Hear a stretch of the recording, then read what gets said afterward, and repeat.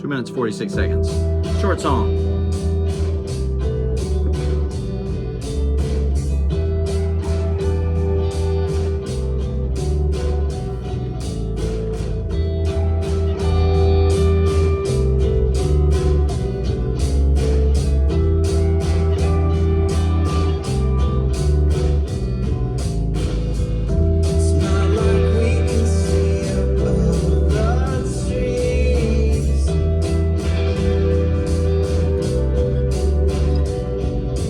G over B, A over C sharp.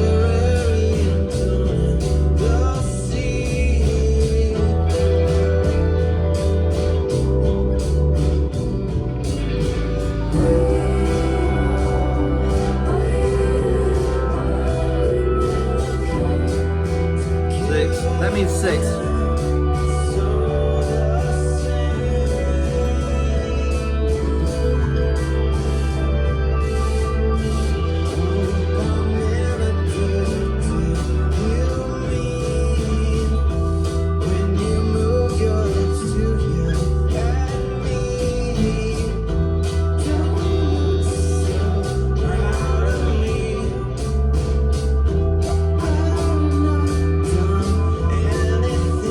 A lot of bass.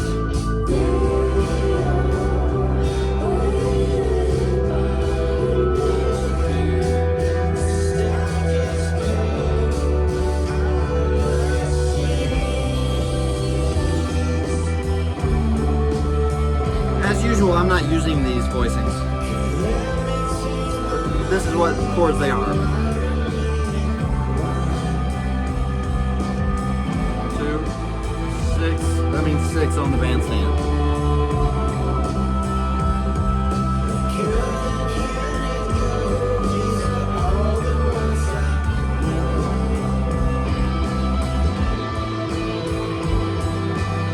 That was really a 1 over 6. I mean, a 6 over 1. Wasn't it?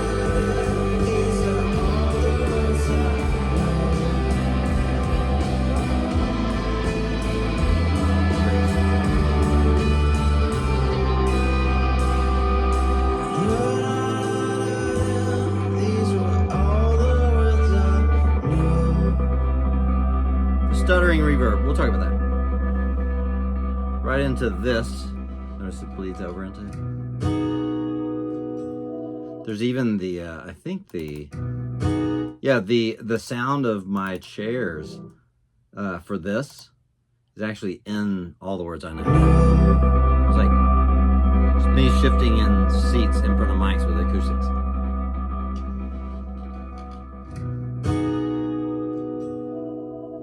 Anyway, and by the way, there's that same reverb. Stuttering reverb. All right. All the words I know. It's a song about the problem of evil. A historically big deal in philosophy and in religion and of course by extension philosophy of religion. The logical problem of evil is what it's come to be called. Is traditionally the biggest the most common version. The logical problem of evil is the one that says basically that an all-powerful, all-knowing, all omnibenevolent, all good God cannot coexist with evil because he doesn't want it to. He's all good. He knows where it's happening. He's omniscient. He is powerful enough to stop it. He's omnipotent, right?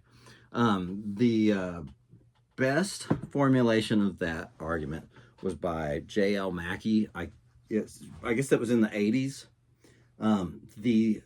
What most, I would say, people regard as the day the argument died, which doesn't happen often in philosophy, by the way. The day that argument met its demise was when Alvin Plantinga responded to J.L. Mackie in the 80s. And he showed that the argument does not work. It cannot work because because God could have a greater good in mind for allowing evil, right? Well, we could get way into the details, but this video will get super long. he starts by showing that there is no contradiction, like as is usually claimed. And he goes through the various types of contradictions. You know, there's implicit contradiction, there's explicit contradiction. Anyway, but then there are what are various called probabilistic problem of evil. It's a different argument based on evil, or it's also called the evidential problem of evil. Anyway. This song is more about the latter, the problem of evil, as a sort of existential problem, as a reality in one's life that one's theology needs to account for. So, and as you might expect me to say, Christianity accounts for it magnificently. It does. It just does. Well, let's look at the song then. The drums are the most obvious part. If I remember, all right. So one of the interesting things about the drums here is that this was at least up until the bridge, as is usually the case in my songs. It's like verse, chorus, then the bridge transforms the song or some sort of continuation of it, and the song never comes back from the bridge, right? Up until the bridge, there is no live drummer on this one. That's a very, very strange thing. And the reason was, for once in my miserable life, I got the sound I wanted just using plugins and using drag and drop drums. And so rather than us try to engineer to what I already had, engineer with a live human or whatever Bucky Wheaton is, rather than try to get to the sound I wanted, we just took the thing I had, which was Easy Drummer into the thermionic culture Vulture. I always assumed that was the company name was Thermionic, and the product, it's a 2 rack space, very expensive 2 rack space distortion. Oh, I say that this was just the plug-in version, the UAD plug. But it's Thermionic Culture. The product name is Vulture. It just seems like it could be Thermionic would be a really cool name for a company. Then Culture Vulture would be a cool name for a product, but no, whatever. I'm pretty sure I got that right. Easy Drummer into distortion. Really farty. I loved it. I love it. Just the bass falling apart. It's beautiful. Very not tight. The opposite of what I would go into later. Now, interestingly, when you get to the bridge, here's Bucky Wheaton, live drummer. Great playing, great time, great everything. He's a fine sounding drummer. So there you go, drums. Okie doke. Bass, who cares? Who cares? It's me playing a bass, whatever. Let's look at, we should look at the main riff now, shouldn't we? Oh wait, let me get rid of the bass that I just soloed for now. Oh, you know what? Let's look at this loop. Here's the loop that begins the song. If I remember correctly, and it's extremely high probability that I don't, I think that was somehow, there are little changes in it. It's kind of cool, actually.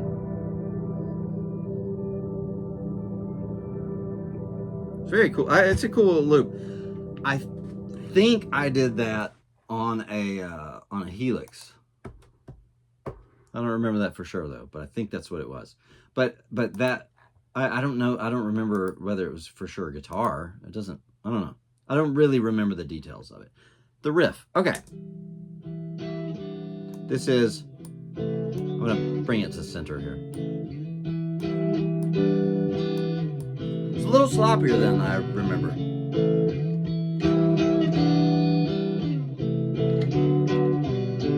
It's my old, I don't own it anymore, but the pink Ronin Bad Moon. little edit there, huh? So, yep, there you go. Has some reverb on it. It is joined by a Pog into Ottawa. And some pretty simple. And there's a Rhodes. Here's the Rhodes. Basic. Nothing really fancy. When you so far, you know, whatever. So far it's cool. My vocals, you know, we could listen to that, but I don't know any reason. We can see above the trees. Bad as usual. It's not like we can see above the trees. It's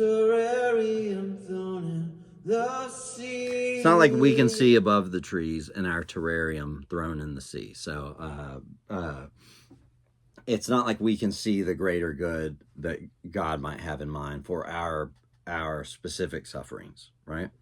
Terrarium thrown in the sea. It's otherwise this beautiful place that has, for some reason, that unbeknownst to us, has been subjected to, you know, some real trials. So, Ivy Nadine on vocals. We all waited, but you never came. Give up down, it's so the same. Ivy is also the vocalist on How to Build a Hole, right? She's singing the verses with me. And also she does on the second album, ooh, on the sort of main hook vocal with the tremolo on it on the final song, I Can See Our House From Here. And she sings in Phosphorus Kids. So anyway, verse 2. Oh, melodies, what did you mean when you moved your lips to yell at me? Don't look so proud of me. I've not done anything. All right, so Parmenides was a pre-Socratic philosopher. Parmenides, if you've ever heard of Zeno's paradoxes, Zeno was one of Parmenides' students, and Zeno. So Parmenides is remembered for holding that that there is no actual change in the world, that everything is actually static. There's no. He called it motion. I mean, back then it was typically called motion, but it means just change at all. That things don't actually change. There is no motion of bodies. There is no growth. There's no life. There's no death. Growing. There's no coming to life. There's no going to death. Nothing actually changes about the world. There are various reasons why the Greeks had these decidedly non-empirical views about the world. And I'm really deciding whether to go into them. What the heck? It's my channel, right? Let's just talk about what I want to talk about. The Greeks, one of the things that made Judaism so different from the other religions and the other philosophies was that, or religions including paganism, was that according to the Jews, the actual God had made the physical world. That was scandalous to, and you can see this like Acts 17 when Paul, a Jew who has become, who is convinced of the truth of what the new Christian movement is saying, that this actually is the real Judaism. That when he goes and talks to the Greeks, and they're way into what he's saying. They're fascinated by it until he mentions the resurrection. The resurrection is the goal, that you would come back to life in your body. And they do not get that. That makes no sense to the Greeks. Because for the Greeks, as for just the religions around them, the Egyptians, everybody, matter was evil. The stuff, all the material world was actually an evil thing. And the true God, as Zeus or whoever, would not have done such an evil act. It was actually an act of rebellion that usually often it often referred to as the demiurge. Some lesser rebellious god had done that. It was usually an emanation of the true God. That's a very long story. I shouldn't go into every single little detail here, but and contrast that with the way the Bible starts, or let's just say it in the Jewish reckoning, the way Genesis starts, which is in the beginning God created the heavens and the earth. And by the way, the heavens in the Jewish reckoning almost always means the sky and space. That's an important thing, because so when, like, in Revelation, the new heavens and the new earth, it's saying the new physical universe. It's also why Paul can refer to being called up to the third heaven in a really strange, cryptic part of one of his letters. Anyway, Ricky barking at the material world. Okay, so matter didn't always behave the way it was supposed to. Man, this really is just my channel, and I'm going to treat it the way I want to. Look at the way that Aristotelian science works. Aristotelian science, and here's the thing. Aristotle may be wrong about a decent amount of science. I will defend he is the intellectual giant of history. I mean, there is no more important intellect that ever happened, with the exception maybe of I'm going to say of Jesus, but that would be cheating. But as far as someone who's anyway, the old notion that all of history is a footnote to Aristotle is fairly, I mean, it's more right, I think, than previous centuries would admit. I don't remember who said it. It is a more recent saying, but a footnote to Aristotle. Okay, so for the Greeks, doing science, well, for starters, it wasn't even that important. Natural philosophy is what it would have been called. It was still called natural philosophy well through the Renaissance. Doing science wasn't even that important, and certainly empirical data experimentation wasn't that important. What was important was learning the first principles. Like, this is the way matter is supposed to behave. And so old Greek and sometimes often scholastic literature is deductive from these first principles. Like, here's a rule that applies, and therefore that's the way nature worked. And anyway, I'm debating on how far to go into this, but back to Parmenides. Parmenides said that there is no change, right? And all change is essentially an illusion, right? That is kind of the space-time interpretation of general relativity in a way. The notion of space-time is of this block universe where things don't happen and then not happen, that we're subject to some illusion of change, of time passing, which is, by the way, I will say, the space-time interpretation is irrational to believe.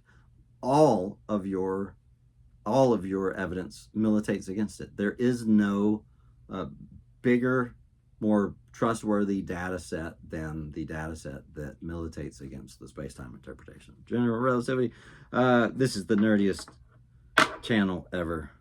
I'm so sorry. And Aristotle has made quite the comeback in philosophy of science. I will add that in passing. Okay. Parmenides, and then Zeno's paradoxes. Look up Zeno's paradoxes. They're actually fascinating. Zeno was Parmenides' student and went out to prove that there actually is no change, that change is actually an illusion. So one of the paradoxes of motion is like, I can't leave this room, right? But I can't leave this room because to leave this room, I would have to get halfway between here and the door. But to get halfway between here and the door, I'd have to get halfway to that. But to get to that point, I would have to get halfway to that. I would have to get halfway to that. And since one can do that in an infinite number of times, one actually has to, here's where the sleight of hand happens, cross an infinite number of points to get out the door. And that's impossible. Therefore, you can't get out. And what it's really doing is trading, as several of Zeno's paradoxes do, it trades on the difference between an actual and a potential infinite. That any finite space, finite, not infinite space,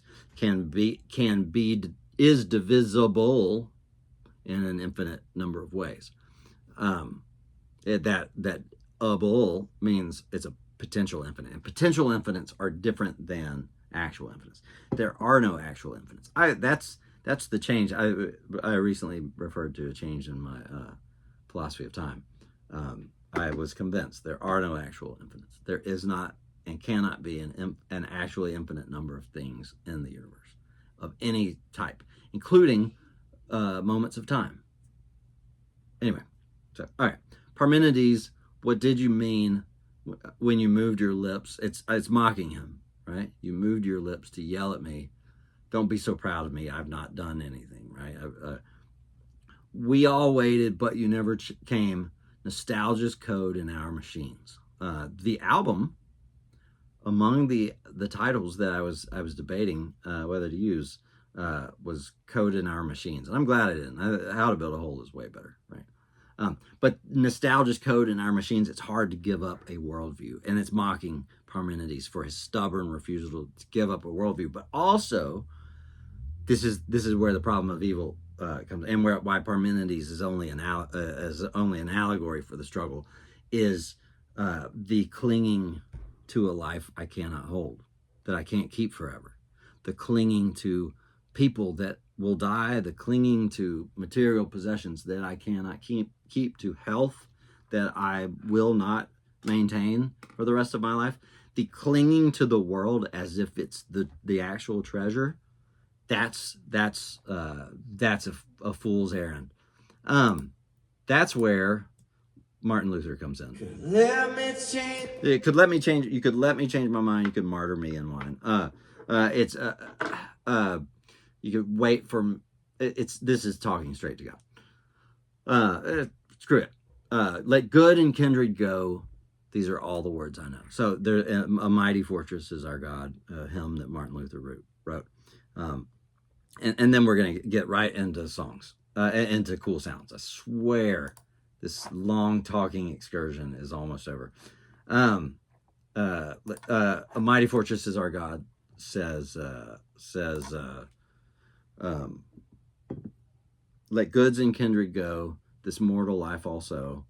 The body they may kill, his truth abideth still, his kingdom is forever. So it's let go of what I'm saying here. This is basically that.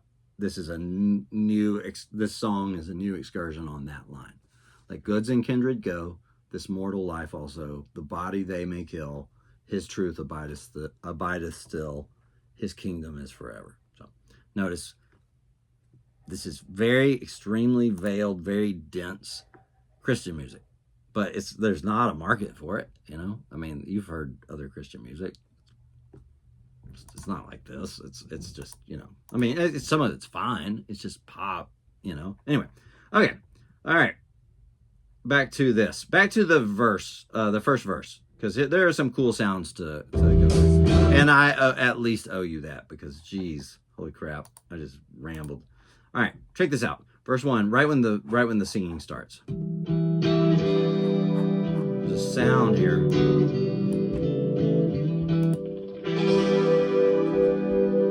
The Helix has, I think it's from the Helix, harmony delay.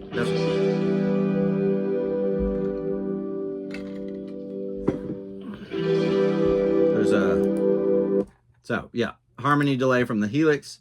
That one's interesting. There's right before the first chorus. You can hear that in the recording.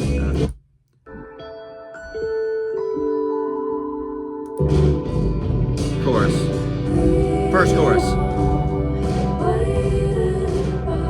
All right, now we got some cool sounds. All right, in chorus 1. My friend Evan Jacobs, haven't seen him in a while. Big Prophet. I had a Prophet 6 at the time.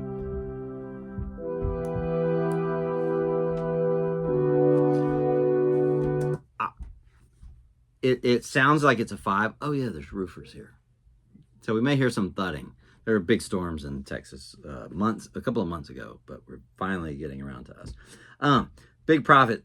One of the things I like to do here, let's turn it into a little theory thing. And this happens in the bridge too.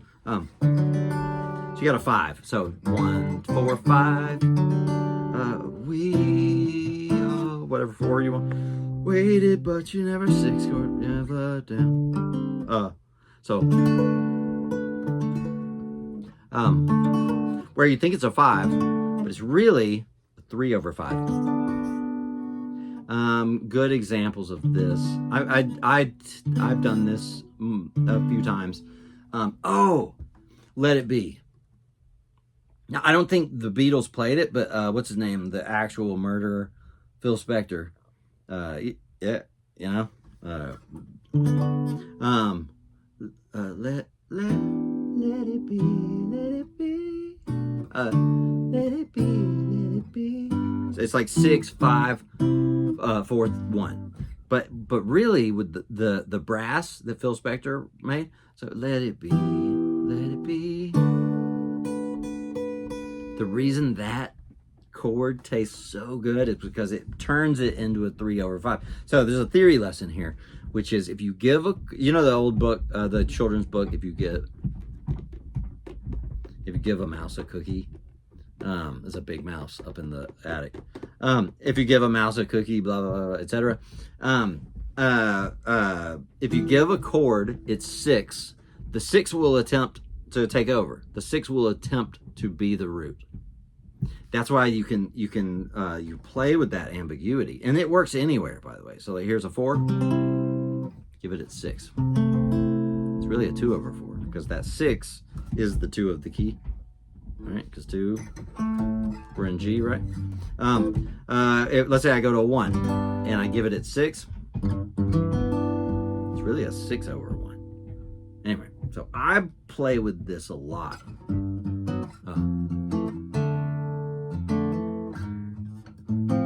Or from I Thought I Could Save You. That's really a 2 chord. It starts as a 4. It becomes a 2 or 2-ish. I love that. There's if any video gamers, Battlefield 1, the soundtrack. What is that? I forget what. There's a track. I can, if anybody wants to know it, I can just type it in the comments and I can show it to you. And I can add it to the comments or add a link to it in the description. Where the writer, it's this big brass, and it sounds so beautiful. It's one of the most beautiful things I've ever heard from a video game.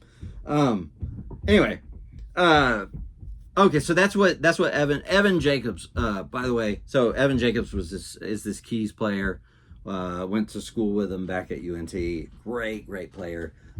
Really kind of if you're into the band Midlake, he was kind of a founding member, but I'm pretty sure that's the band he was always rehearsing with when myself, a killer drummer named Andrew Fackel, and Robin Everhart, bass player, who later went on to start Rival Sons. He's not in it anymore, but we had a trio called Telly Hoo Hoo, which was, I've mentioned it in some video, which is based some of the gibberish that Billy Madison says. One of the finest, maybe the finest film ever made.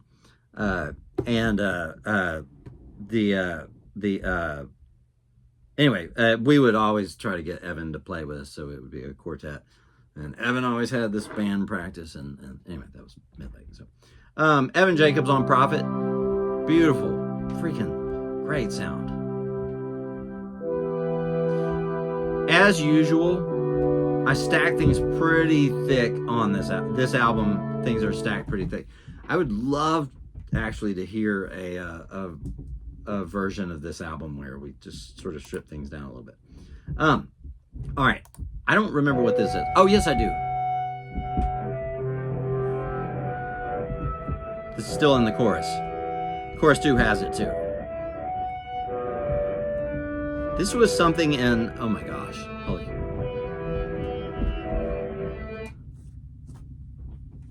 Good night, dude. I cannot believe how noisy this is.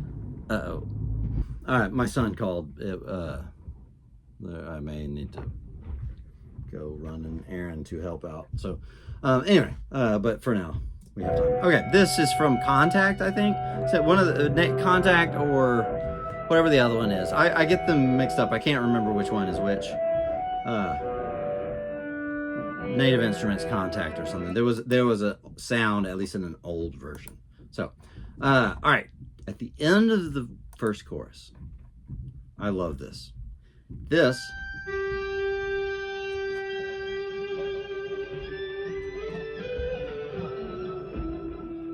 I love that. That's cool.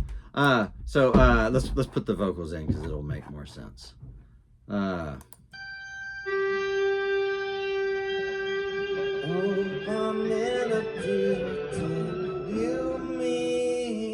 Right, so they that one that's up an octave or two goes with the vocal.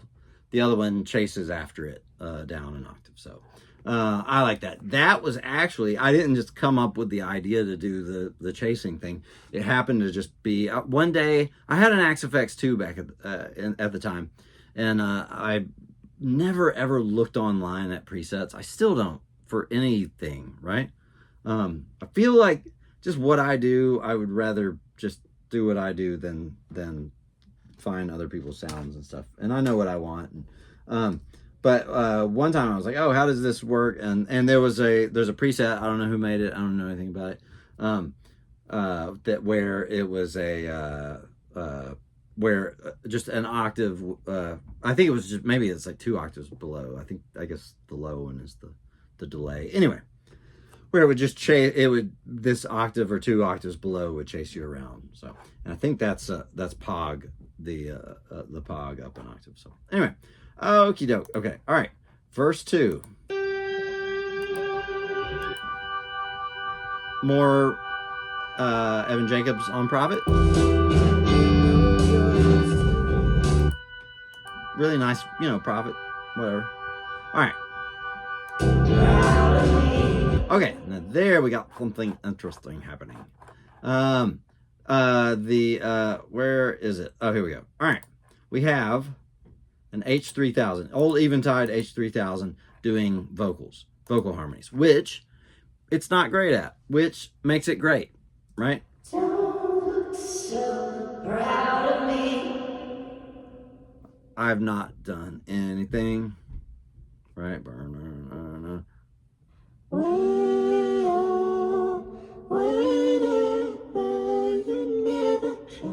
See, it's glitching like this.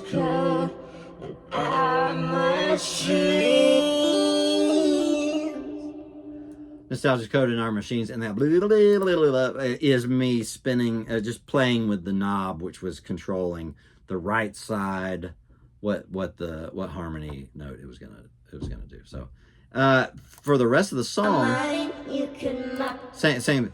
Could let me change my mind. You can murder me in one. Now I'm changing the left side. Like good and can be go. These are all the words I know. It is not it's not known for its fidelity, huh? And I'm not trying to make it sound pretty. So, by the way, da da da da da da. These were all the words I know. If I said these are all, as soon as I say these are all the words I know, I'm not gonna keep saying more lyrics. Da da da da da da. These were all the words I know. That was my thought process there. So, and they're still working on the roof. Good Lord, dude. Holy crap, man. My gosh. Okay. Now, interesting thing about the bridge is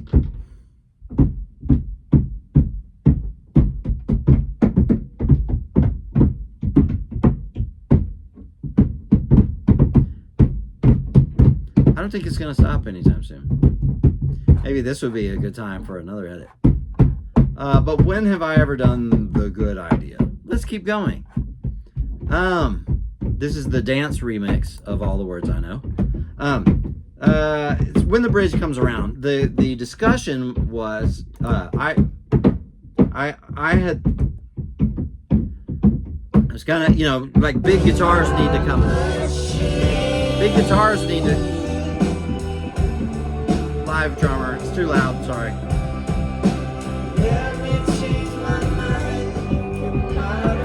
Let's just mute the drums. We already have drums. I think they're messing with me. All right.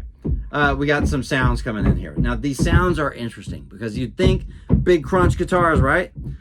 We decided to go the opposite route. You'll notice no big crunch guitars happen. Instead, this haze of weirdness happens. Holy freaking crap. Pog. Now, what all three, this is a Pog. Pog and a super ego. All right, let's do the rest of this video later. 2 edits in one video. Right? I'm getting really high tech, so I'll use all of my. Oh, I don't have to go and run an errand. Okay, sweet. Yes, I'll finish this video later. I'll see you back here in probably about 2 seconds by your time. See, real time. Anyway, sorry, I'm about to go on a space-time rant. Bye. Hello. This kind of looks cool this way. Mostly dark. All right, so spooky, mysterious ending to this. Okay, so it is kind of, the color's even whacker, even more whack. All right, instead of big guitars at the end, the roofers are gone. We're saved. Instead of big guitars at the end, okay, we got a super ego, the electroharmonic super ego, right? And I've got it in front of an H9 with that stuttering echo. It's called Broken Glitch. It's in the space. It's in the space, eventide space, or it's in the H9. Broken Glitch, I've changed it a little bit, but it's pretty close to the thing. It's the same reverb that's on, it's on this part. It's constantly throughout the song this. It's in Meg. I think it's somewhere else. I can't remember. But here are those. Oh, yeah. So I'm playing it with my hands. What I'm doing is playing a chord, hitting super ego so that it bends to the chord. It's an interesting pedal. It's got a real sheen to it. That pedal only sounds good if you put it into something that takes off the ultra treble. It's really brittle sounding pedal. But into that Broken Glitch thing, it's cool. So I'm playing a chord, bending it on time, like hitting super ego on time.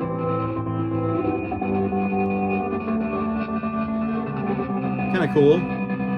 At the same time, there is this Pog sound. Big ambient. Oh, it's got a univibe on it.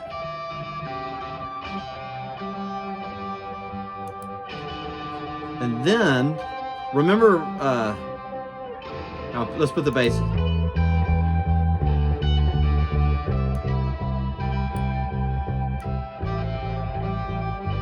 Could be better bass playing. Now, I have this.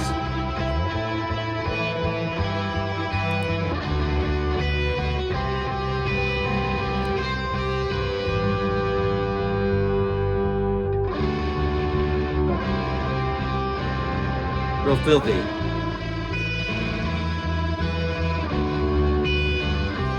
That's that, these are all the words I know. Right, and we still got these going. So what we got there, I have that guitar lick called, I have it labeled as Interpol. Kind of reminded me of something that would be in an Interpol song. And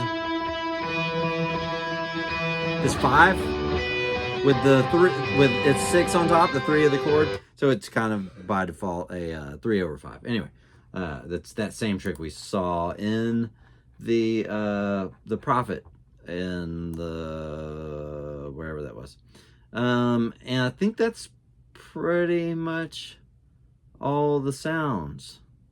Yeah, I think that is the complete tour of every sound.